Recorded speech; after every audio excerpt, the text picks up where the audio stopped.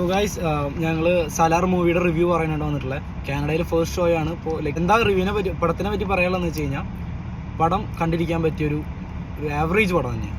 അതല്ലാതെ ഓവർ ഹൈപ്ഡോ കാര്യങ്ങളോ ഒന്നുമില്ല. പിന്നെ നിനക്ക് ഈ പടത്തിനെ പറ്റി എന്താ തോന്നി? ആക്ച്വലി പറയാൻ പറ്റില്ല, പടം നല്ല പടമാണ്. പക്ഷേ ഫസ്റ്റ് ഹാഫ് ഒരു ചെറിയൊരു എനിക്കെന്തോ ഒരു ആവറേജ് പോലെ തോന്നിയത്. കൈൻഡ് ഓഫ് ഒരു ഓക്കെ അത്രേ ഉള്ളൂ, വലിയ ടോപ്പൊന്നും പറയാനൊന്നുമില്ല. ഓക്കെ, കാരണം എന്ന് പറയാനായിട്ട് ലൈക്ക് അവർ അമ്മ എന്നുള്ളൊരു ക്യാരക്ടർ എക്സ്ട്രാ ആഡപ്പായിട്ട് വന്നിട്ടുണ്ട്. അമ്മ എന്നുള്ളത് നമ്മുടെ KGF ഫിലിമിൽ എങ്ങനെയായിരുന്നു ഒരു ആവറേജ് ലൈക്ക് അമ്മ എന്നുള്ളത് കൊണ്ടുവരുമ്പോൾ തന്നെ പടത്തിന് ഒരു ഹൈപ്പ് കിട്ടുന്നുണ്ട്. എനിക്ക് തോന്നുന്നു പ്രശാന്ത് നീല് വലിയൊരു സെറ്റപ്പ് പിടിക്കാൻ വേണ്ടിയിട്ട് അമ്മ എന്നുള്ളത് കൂടുതൽ ബൂസ്റ്റപ്പ് ചെയ്തു. പക്ഷെ അതെന്തോ എനിക്ക് അത് അത്ര വർക്കൗട്ട് ആയിട്ടില്ല.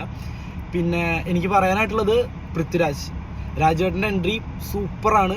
അതുപോലെ തന്നെ ആളുടെ അഭിനയം വൈസ് ആയാലും ആക്ടിങ് ആയാലും ഈവൻ ഫൈറ്റ് സീക്വൻസ് ആയാലും എല്ലാം സൂപ്പർ. പ്രഭാസ് നൈസ് എന്നല്ല, ആളുടെ ഒരു കംബാക്ക് എന്ന് വേണമെങ്കിൽ പറയാം. കാരണം ഇത്ര കാലം ഇറങ്ങിയ പടങ്ങളിൽ വെച്ച് ഒരു എനിക്ക് തോന്നുന്നു ബാഹുബലി കഴിഞ്ഞിട്ട് വേറൊരു നല്ല പടം ഇറങ്ങിയിട്ടുണ്ടോ?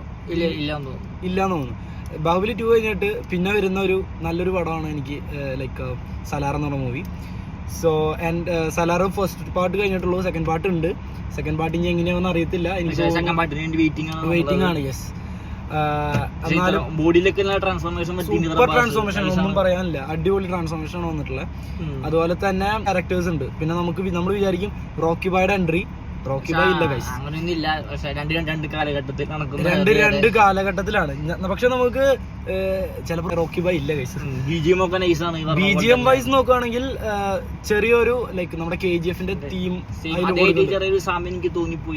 ലൈക്ക് ആ രീതിക്ക് വരുന്നുണ്ട്.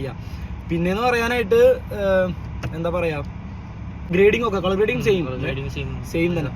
അപ്പോൾ അതത്രേ ഉള്ളൂ ഗൈസ്. ബട്ട് നമുക്ക് ഓവർ ഹൈപ്ഡ് ഒന്നുമല്ല മൂവി, കണ്ടിരിക്കാം. ഒരു ഓക്കെ മൂവി തന്നെ. പിന്നെ എന്നെ സംബന്ധിച്ച് എനിക്ക് ഹിന്ദി അറിയില്ല. സോ നിനക്കും അറിയോ? എനിക്കും ഹിന്ദി അറിയില്ല. അപ്പൊ അതുകൊണ്ട് ഞങ്ങൾക്ക് ചെറിയ ബുദ്ധിമുട്ടുണ്ട്. എന്നാലും കുഴപ്പമില്ല.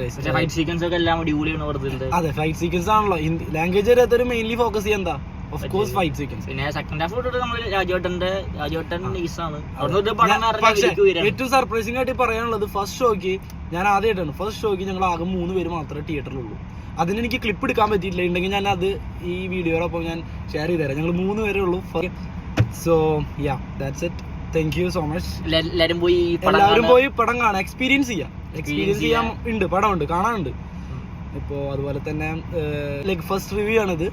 സോ എല്ലാവരും സപ്പോർട്ട് ചെയ്യുക. Thank you.